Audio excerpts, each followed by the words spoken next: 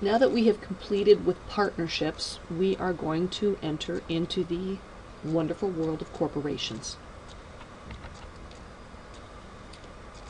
To bring about an incorporation, there is a process which has to be gone through, if you will. Unlike agency and partnerships, which can be created by acting like agents and partners, incorporation requires a set of formalities that we haven't really seen up to this date. In order to have an incorporation, the first step is that articles of incorporation and other constating documents must be drafted pursuant to MBCA 2.02A and B. These documents must be filed with the Secretary of State of the particular state in which the person wishes to incorporate, and then presto, there is a new person that emerges called a corporation. In addition, the incorporators have to draft bylaws, and an organizational meeting must be held, after which stock must be issued. So when we look at this a little closer, a corporation must do certain things. For example, under 4.01 in the MBCA, a corporation's name must contain the word corporation, incorporated, company, limited, and there are a few other variations, but the effect is clear, that the name must give a clue to people dealing with it that they are in fact dealing with a corporation. And 501 in the MBCA tells us also that the corporation must have a registered office and a registered agent. The reason for doing so is so that somebody dealing with the corporation can easily track down who they can serve documents on. We also see the capital structure of a corporation is set out for us. There are authorized shares, outstanding shares, authorized but unissued shares, and treasury shares. These terms basically, These terms basically are defined as follows. Authorized shares are outlined in the Articles of Incorporation as the maximum number of shares of any given class that a corporation may in its lifetime issue to shareholders. For example, perhaps 1,000 shares of single class shares is all that the corporation may give. So it has that limitation in its articles. So we would say that there are 1,000 authorized shares. Outstanding shares are the shares that have actually been issued to shareholders in exchange for consideration. So those are the shares that have been basically made tangible by selling them, if you will, to a shareholder. And we would say the authorized but unissued shares is basically the difference between what the corporation is authorized to sell and the outstanding shares that have already been sold. So authorized but unissued shares are the ones that are remaining. And we would also refer to these as treasury shares, i.e. what the corporation still has and can deal with.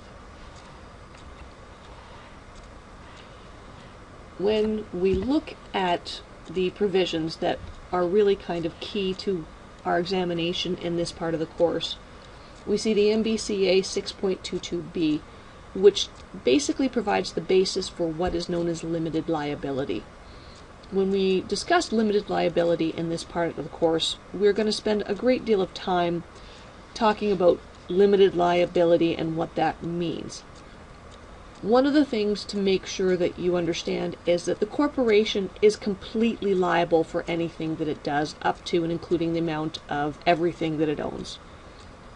So if a corporation is held liable for breach of contract or a tort is committed in the corporation's name, then the corporation will go bankrupt paying that particular judgment. So we're not talking about the corporation's limited liability, we're discussing the owner of the corporation, the shareholder's limited liability. So 6.22b tells us that unless otherwise provided, i.e. you can outline personal liability in your Articles of Incorporation, shareholders are not personally responsible for acts or debts of a corporation, except that he or she obviously may become personally liable by reason of his or her own acts or conduct. So this is the cornerstone of limited liability. They're not personally responsible. And of course, the except is a big asterisk that we'll be looking at later when we look at piercing the corporate veil. Okay. Then we look at 8.01b, which tells us that all corporate powers must be exercised by, and the business of the affairs of the corporation shall be managed by, the board of directors. So that tells us that the people who really are acting on behalf of the corporation and who have ultimate responsibility for making decisions for the corporation are not the shareholders, but rather the board of directors. And of course, the board of directors are elected by the shareholders. We see that in MBCA 8.03 to 04. And we also see that the articles and bylaws can be amended. I discussed the articles of incorporation in the previous slide. Bylaws are basically complementary documents that are part of the constating documents of the corporation, i.e. the ones that set out the powers of the corporation and the powers of the people running the corporation, principally directors and officers, and what the corporation may do and may not do, and constraints on what they can accomplish. And 10.03 and 1020 basically deal with amending the articles and bylaws. And 11.04 also discusses actions on plans of merger or share exchange, specifically with regard to what the directors can do.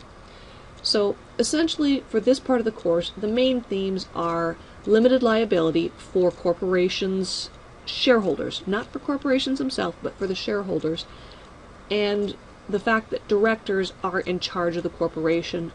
So, of course, when we look ahead to where we're going with this part of the course, we'll see that we're going to be explaining the nuances of shareholder liability and how that actually can come about.